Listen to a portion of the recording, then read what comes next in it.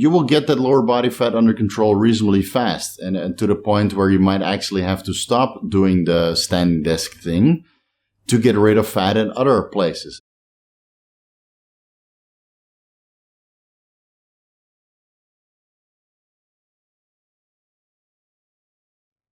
Welcome to Vigorous, well, let's just call it what it is, Vigorous Fat Loss. I'm Coach Steve. Let's discuss how to get rid of stubborn body fat, because I'm sure a lot of you guys out there are already starting to prepare for summer, for their summer vacation, and usually around the time of March is where people start their diets. I know, because I get a lot of dieting questions lately.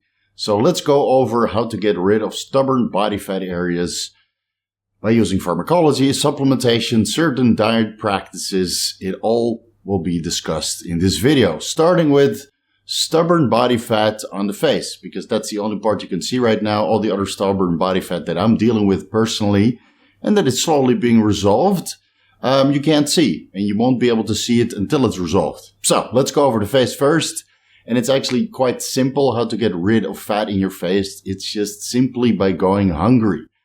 Now, a lot of people have problems with going hungry. And that's why we have glucagon-like peptide 1 receptor agonists to take your mind off that hungry feeling that might not make your diet so sustainable anymore. But for the guys that really want to lose a significant amount of fat in their face, you actually need to go hungry and get a little bit of that stomach pain, because that is what appears to give you the best possible results for a streamlined face. You can do an intermittent fasting approach, right? You only have an eating window of maybe 6 hours, 8 hours per day.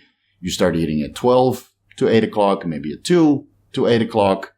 And for the rest of the day, you're probably going to be hungrier. And during the time that you're hungry, as you're getting hungrier, you usually notice that your face gets progressively leaner. Now, whether this comes from ghrelin release or growth hormone release or glucagon release, the longer you stay hungry, the more streamlined your face will be. Now, some of this is water retention, and even when you're hungry and you're drinking a significant amount of water, your face will start to notice progressively leaner. So for guys that do very long diets and, have their bouts of hunger, you see that their face is a lot leaner than when they started, compared to the guys that do a shorter diet. And especially when you compare that to some of the pros out there that need to stay full, that really shouldn't go hungry because they, use pharmacological interventions to get their body fat levels down. You see that by the end of their diet, their face is still fat, even though they're lean everywhere else. Because they didn't go hungry. They didn't get this ghrelin release or glucagon release. I'm sure they got a little bit of growth hormone in the meantime. Again, it's bodybuilding. And, bodybuilding is usually involved with higher dosages of growth hormone. So it's actually very simple. Go hungry to get a streamlined face. And if you want to use a little bit of pharmacological intervention and promote fat loss off the face, a very simple protocol of a low dose of growth hormone and clenbuterol before bed, making sure you go to bed hungry to ensure that your bloodstream is empty of nutrients and energy, like blood glucose and free-form fatty acids and triglycerides, etc. Using a little bit of growth hormone and clenbuterol before bed, even though it mostly acts systemically, it will also promote fat loss from the face. Now, I noticed this when I did growth hormone before bed in an attempt to raise my serum IGF-1 levels. But I also noticed that my face got a lot leaner by doing that for like 3 or 4 months in a row. And I've had a couple times where I wanted to get lean in a hurry. So you do your keto. I did a ketogenic diet, pretty steep caloric deficit. Clenbuterol sprinkled in 20 micrograms several times per day, adding 20 micrograms before bed with ketotifen to keep those beta-2 adrenergic receptors fresh and functional. And I noticed I got pretty drawn in the face as well. Again, the key is to go to bed hungry, but it might be a little bit difficult to fall asleep that way. And even though we don't really use ketotifen as a sleep aid, but mostly to upregulate the beta-2 adrenergic receptors with prolonged clenbuterol exposure. But the sleepiness and the drowsiness is, in most cases a warm welcome of ketotifen. That's why we generally dose that before bed.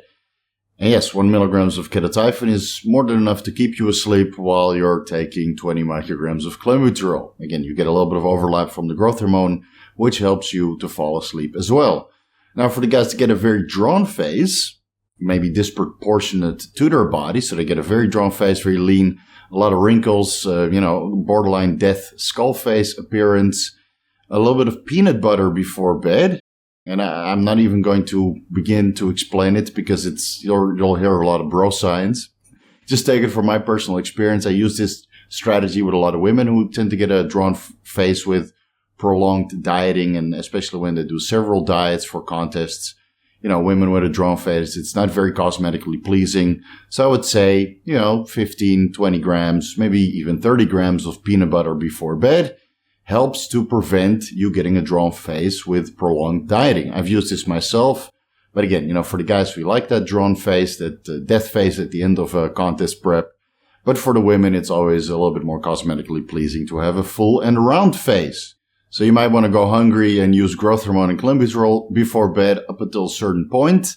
And then when you feel you look too drained and your face is getting too small, there's no body fat left or very little, consider switching to peanut butter before bed. You shouldn't really feel hungry after a tablespoon or 2 tablespoons of peanut butter. And that will prevent the progression of getting leaner in your face as the diet goes on. And that pretty much covers the face and how to get those chiseled cheeks while you're dieting. So let's move down from top to bottom to the chest, which is where a lot of guys also have stubborn body fat, which is mostly related to estrogen. Now, for the guys that used to be a little bit heavier in the past or did a very long dirty bulk and got up over 20% body fat, even when they were drug-free, they noticed that they have a little bit of stubborn body fat in the lower chest. Because when you're higher body fat, you get a lot more aromatization of testosterone into estrogen, which occurs mostly in adipose tissue. So when you go over 15% body fat, you tend to have a little bit of stubborn body fat on the chest and the lower body, which is also related to estrogen. So by, controlling your estrogen for prolonged periods of time, it helps to get these stubborn body fat areas under control. So whether that's the chest or the lower body, keeping your estrogen somewhere towards the bottom of the reference range, maybe 10 to 15 picograms per milliliter, really helps to control and get those stubborn body fat areas under control. Now, the problem is, bottom of the reference range estradiol is not very sustainable. And you definitely don't want to crush your serum estradiol concentrations with aromatase inhibitors for prolonged periods of time, because low estrogen, even though it's helpful to remove fat from these stubborn areas, it's also linked to poor lipid levels and osteoporosis and, poor neuroprotection. So ideally, you start reducing your serum estradiol concentrations when you're around 8% body fat and you notice that you have a little bit of stubborn fat on your chest or on your lower body. And then by using a little bit more aromatase inhibitor, or by raising the DHT derivatives that are a part of your PED protocol, or by lowering the testosterone or other compounds which are known to convert into estradiol, by changing the ratio between DHT derivatives and testosterone, you should be able to reduce your serum estradiol concentrations as well. So you don't necessarily need to use an aromatase inhibitor to get the job done. You can simply change the ratio between testosterone and DHT derivatives to get your estradiol around 10 to 15 picograms per milliliter. But I wouldn't do that until you reach a point where you actually notice stubborn body fat. And that's usually around 8% body fat. So until that time, you could simply cruise along with your diet, because you will have to lose body fat systemically first before you start to notice, stubborn body fats that need some sort of pharmacological intervention, and where you need to crush your serum estradiol levels, to the bottom of the reference range, not below. Your sex drive will go with it and you'll get all sorts of weird side effects. So, bottom of the reference range is still acceptable, but 2 months, 3 months at maximum, that's usually the longest period you want to undergo low serum estrogen concentrations. And you should have your stubborn body fat under control by that time. And if that's not the case, do your blood work, check your lipid levels, and you see that your lipid levels are not very sustainable either. So again, there's a short duration where you can do this. If you want to do it for a longer duration, you have to look into selective estrogen receptor modulators like tamoxifen or roloxifene or tormifene. But of course, SERMs aren't very sustainable either, because they lower your serum IGF-1 concentrations quite dramatically, especially with prolonged use. And IGF-1 contributes to nutrient partitioning and helps with fat loss as well. So you don't want to get your levels, into the double digits, especially when you're using growth hormone. You want to keep your serum IGF-1 concentrations in the triple digits, so around 200, 300, maybe even 400 nanograms per milliliter. So ideally, if you have a lot of chest fat, I would consider using serums in the beginning of your diet, just to get a little bit boost while you get your estrogen levels under control with an aromatase inhibitor or a DHT derivative like Masteron, Primo, or Winstrol, for example. I believe that Masteron was also shown to inhibit some of the estrogen-mediated gene transcription, so you might get additional fat loss from the Masteron as well. I feel you get the same effect from Winstrol. That's why Masteron and Winstrol are so potent to get your skin thickness under control when you inhibit some of the estrogen-mediated collagen synthesis. Again, if you go on an all-fish diet, you exclude certain collagen types from your diet, but that's usually only necessary toward the later stages of your contest prep or cutting phase. So in the beginning, you would take, serums for maybe 2, 3, 4 weeks when your estrogen is under control with an aromatase inhibitor or changing the ratio with the DHT derivatives and testosterone.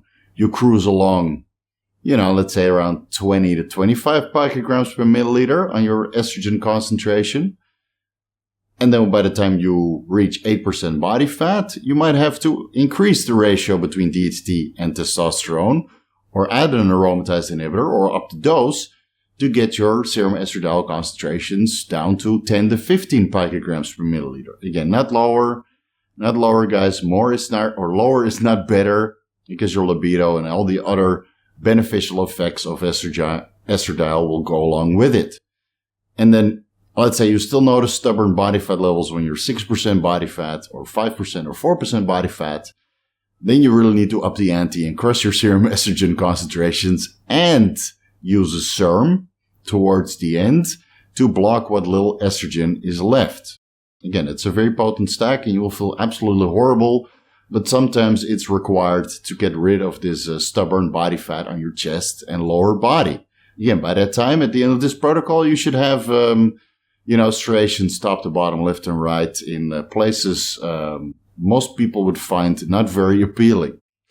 So let's move down from the chest to the lower abs, where a lot of people also have stubborn body fat, but that's mostly related to stress.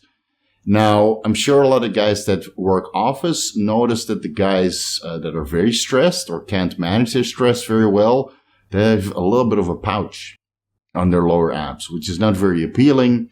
Of course, in, the fitness industry, we try to avoid the pouch altogether.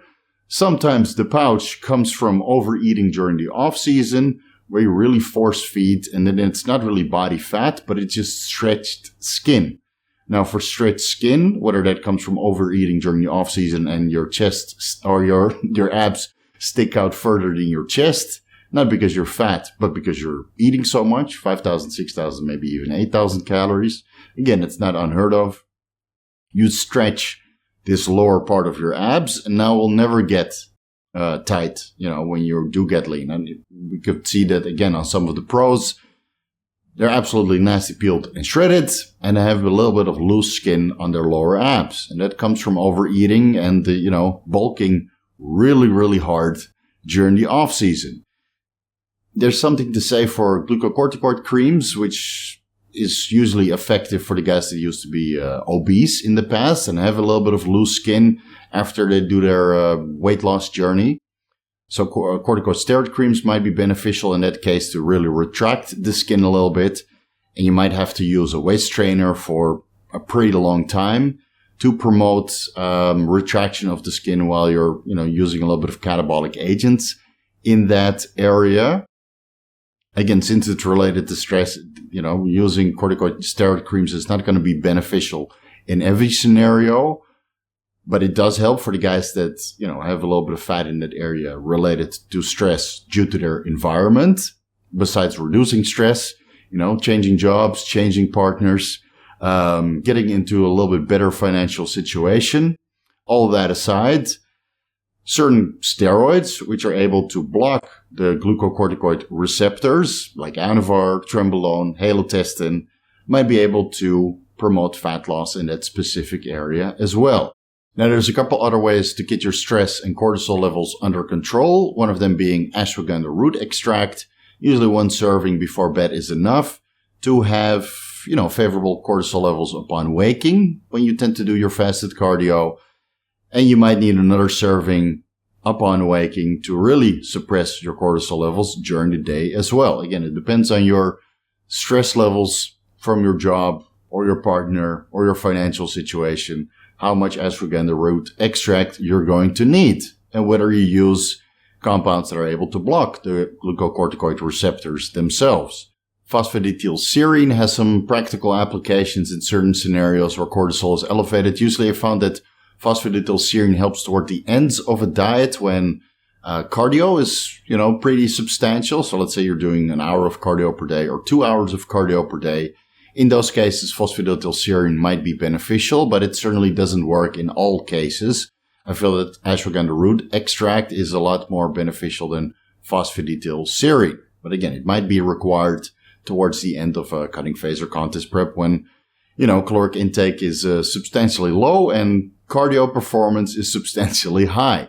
Another very simple and effective method to get cortisol levels under control and reduce that lower ab fat over time is simply being in a micronutrient surplus. Because I see this with a lot of my clients that sign up in the beginning, especially the guys at the work office. I ask them to check their fasted cortisol levels, and it's clear from the blood work that they're in a micronutrient deficiency in certain aspects.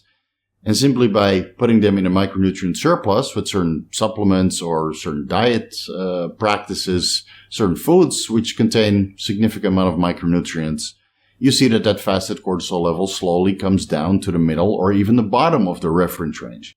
And this is without the use of ashwagandha root extract or phosphatidylserine. Of course, I make sure that they sleep according to their circadian rhythm, so I'm sure that contributes.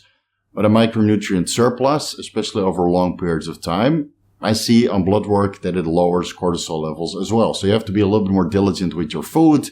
Again, make sure you stay in a micronutrient surplus while you're in a caloric deficit. That's a big challenge, obviously, because, when the food volume and the food intake goes down, you might have to add certain supplements to keep your micronutrient intake in the surplus and optimal. And again, as a bodybuilder and somebody that's physically very active, you probably need a little bit more micronutrients than the general population that is sedentary. So keep that in mind. I found that it works very well. And judging by my cortisol levels upon waking, basically non-existent, just enough to wake up, basically. Let's move on from the lower abs to the lower back, which is certainly the most dynamic, stubborn body fat area of the body. Because I'm sure everybody has noticed that after a cheat meal or a cheat day, the lower back is certainly a lot thicker. And then after 5 days or 6 days of dieting, that lower back is right back to its watery and flabby states where it looks a little bit jiggly like pudding. And it's because the lower back is mostly related to insulin sensitivity and insulin release. Now, if you have poor insulin sensitivity, but you're still in a caloric deficit, this lower back fat doesn't go away. So you have to make sure that your insulin sensitivity is very good. So I've seen that with some guys that use MK677, for example, and they have poor insulin sensitivity, even though they're in a caloric deficit, and they can somehow stomach all this increased hunger that they get from MK677. This lower back fat doesn't go away. It just stays there. It doesn't go away at all. They get lean everywhere else, and they, especially in the face, because they're struggling through this hunger, but the lower back fat still remains in place. Or for the guys that do very high dosages of growth hormone and, unknowingly get their serum glucose concentrations over 130, 160, 300 milligrams per deciliter. Yeah, I've seen it all, guys. It's something I certainly don't recommend. So if you want to get your lower back under control, again, glucose homeostasis and insulin sensitivity is key. And once you get that under control and you have very good insulin sensitivity, you're not abusing drugs that would otherwise, give you poor insulin sensitivity or cause full-blown insulin resistance. Adding compounds like yohimbine or ribosine, which block the alpha-2 adrenergic receptors, especially in the lower back, in cases when there's very low serum glucose concentrations and very low insulin release in a fasted state. Yohimbine or ribulsine before fasted cardio is highly beneficial to get your lower back fat under control. And within a couple of weeks, you notice that it goes from, thick, hard, and dense, which you would otherwise expect from your muscles. A thick, hard, and dense lower back will go to, a soft, jelly, flabby lower back. And you keep going to the point your lower back is gone. And then it looks tight. And you see a clear definition between your obliques, your lower back, the muscles, not the fat. You see clear line between your obliques, lower back muscles, and your glutes. Now, again, it's going to take months.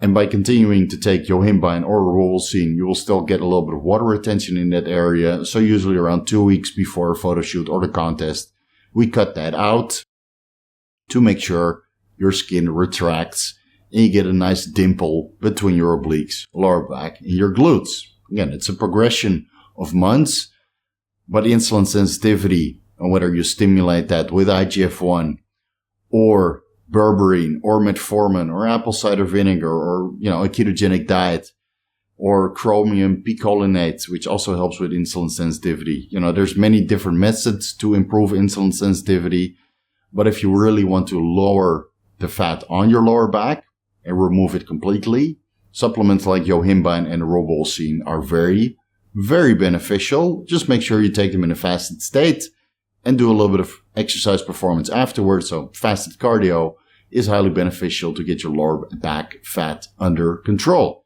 Now, in between the lower abs and the lower back might be some visceral fat, which is fat in between your organs, usually around the intestinal tract. And that sometimes comes from poor eating habits for long periods of time. So if you're coming from, an obese state and you've got yourself into obesity because of poor eating habits, there's probably a significant amount of visceral fat there. But it's also not unheard of that bodybuilders give themselves visceral fat from, these weird inter-workout cocktails with a surplus of insulin. And look at it logically, when you're having all these simple carbohydrates and your insulin levels are pretty high, as soon as some of that glucose absorbs, it stores as fat in the visceral space. And it's very hard to get rid of that. And the only real way that I found to get rid of visceral fat is by fasting for prolonged periods of time. Because within the first couple of days, your body's still burning liver glycogen or skeletal muscle glycogen. Or, you slowly start to release body fat over that period. You get into ketosis. But the visceral fat, it takes a while before that's burned off and metabolized. So you might have to do several prolonged fasts, for as long as you can stomach it. It's a little bit easier to use a glucagon-like peptide 1 receptor agonist, but keep in mind it promotes a little bit of insulin secretion as well. So even though in a fasted state, even basal insulin release is going to be several units per day, even if you don't eat anything. So that's why it might take a little bit longer than usual, because of course visceral fat is also very sensitive to insulin and food intake. So you might need to be in a low insulin state by doing fasting for prolonged periods of time. Now you tell this to a bodybuilder and they say, I'm going to go extremely catabolic and lose all this muscle mass. And yes, you will lose muscle mass, which you can build back when you go back on a caloric intake and some sort of PD protocol. So muscle memory will kick in, but by removing all this visceral fat, now you have a much better taper compared to what you had before. But it might take a long time before you get rid of it. And we've seen that with a lot of pros with these bulging abdomens, even though they're shredded everywhere else. Is it the growth hormone? Is it the IGF-1? Or is it the remainder of visceral fat, which they've built during the off season and didn't want to take care of by doing fasting a little bit at the end of their off season while they clean out for their contest prep anyway. So it's not a big deal. Fasting is required to get rid of this visceral fat. And in most cases, if your visceral fat is not really bad, fasting 1 day per week, the day after your refeeds, over 13 weeks, 16 weeks, so that's 16 one-day fasts, is usually enough to get a very nice tapered and streamlined waist given that the visceral fat is not disgustingly severe to the point your stomach is still sticking out further than your chest, even after a day of fasting. And again, I've seen that too. Prevention is probably the best solution to visceral fat because, fasting is not very enjoyable. Take it from me. And it's also not very sustainable. So you have to do, several bouts of fasting to get rid of all the visceral fat. And that, in some cases, it might take a year of several fasts done like at the end of the month, 5 days at the end of the month. Yeah, it's not easy, guys. So prevention is the best solution when it comes to visceral fat. All right, with that out of the way, let's move down to the lower body. But we already discussed estrogen management in the chest section of this video. So with that out of the way, let's talk about the lymphatic system, which is stimulated by movement, and especially in the lower body. For the guys that are otherwise inactive, you need to perform some sort of cardio to lose fat from your lower body, besides the estrogen management. Because again, gravity will pull everything down, so you get a little bit more fluid buildup in the ankles and the knees and the rest of the lower body compared to your face. So for the guys, I'm sure you noticed when you're a little bit lower body fat, you're, let's say, 8% body fat, you sleep, you wake up with a fuller face and dry and shredded ankles. And then over the course of the day, your face gets leaner or stays the same depending on, your food intake and your drug protocol. Your face stays pretty comparable and your ankle slowly gets more watery. And you need to perform activity, and whether that's walking, going to the grocery store, doing fasted cardio or cardio at a later point during the day. Activity stimulates the lymphatic system, which helps with the transport of extracellular fluid from the lower body. And in that extracellular fluid might be toxins, might be bacteria, might be a little bit of fatty acids. And again, you do your fasted cardio or maybe cardio before bed if you're really struggling from fatty ankles, the cankles, or a little bit of water retention at the end of the day. By doing cardio a couple times per day, maybe even only 10 minutes, 10-minute walks are highly beneficial for this lymphatic system stimulation. You'll notice that your lower body will be significantly leaner compared to not doing any cardio. Because again, you can stimulate fat loss with performance-enhancing drugs like clenbuterol, growth hormone, maybe glucagon injections, thyroid medication, DNP, etc. But if you're completely inactive, that lower body will never get as lean as it should be. And a simple 10-minute, 20-minute, 30-minute, maybe 1 hour, depending on how fat you are and how poor your metabolic rate is before you start your cutting phase. You might need 2 hours of cardio, but cardio is what gets your lower body lean, besides estrogen management and systemic fat burners like clenbuterol, growth hormone, GW1516, SR9009, etc.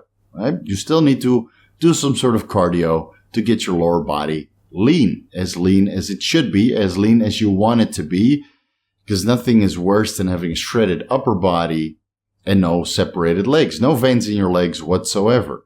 Now, if you're a woman, I can totally understand this because women have higher estrogen levels and it looks very cosmetically pleasing to have an lean upper body and a little bit more bubbly and shapely and thick lower body. That's a highly desired shape and certainly my preference.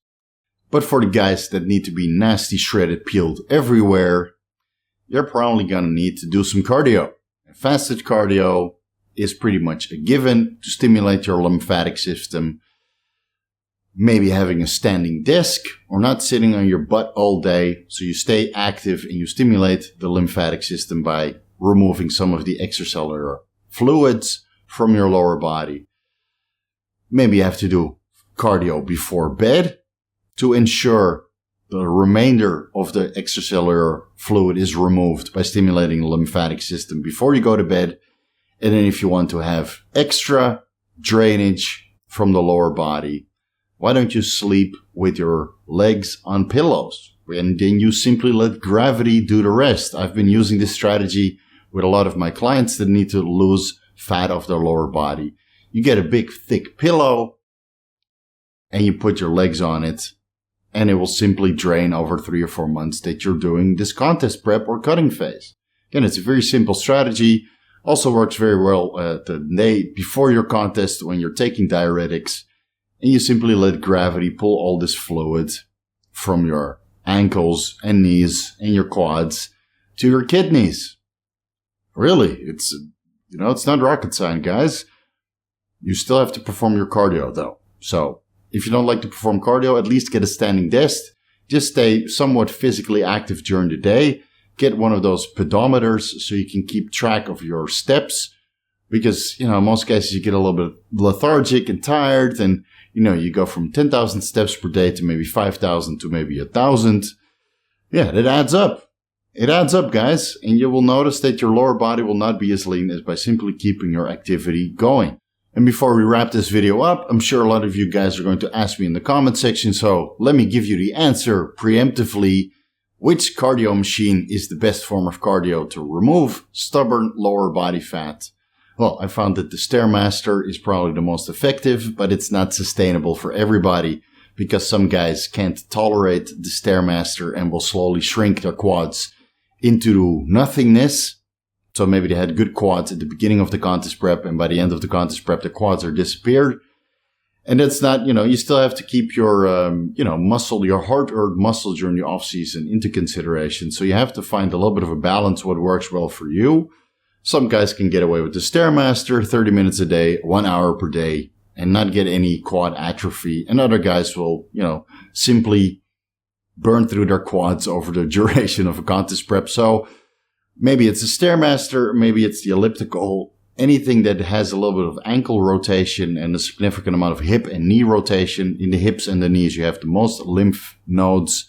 And you want to activate those lymph nodes with activity. So Stairmaster, elliptical, or the treadmill I found to be the most beneficial to remove stubborn body fat from the lower body.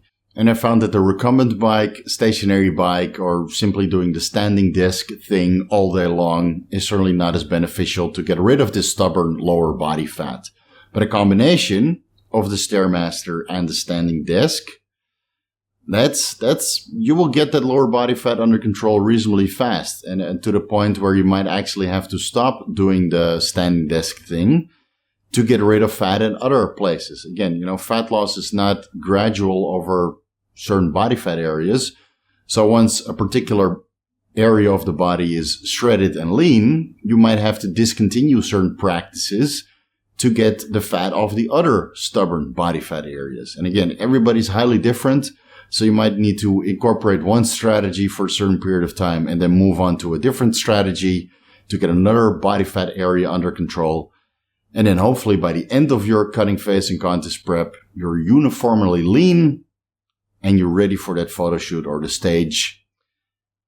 And hopefully you look absolutely phenomenal for a day or two. And then you have to do your absolute best to not get stubborn body fat again by reverse dieting and not pigging out on the breakfast buffet for several days after your diet. And I really hope that helps, guys. Thank you guys so much for watching. If you're looking for the most comprehensive guides to bodybuilding pharmacology, you can find the ebooks on my website, VigorousSteve.com/shop. If you're looking for personalized advice, you can find the rates to my services there as well in the services section. Follow me on Instagram @VigorousSteve. Thank you guys so much for watching, and I'll see you in the next video.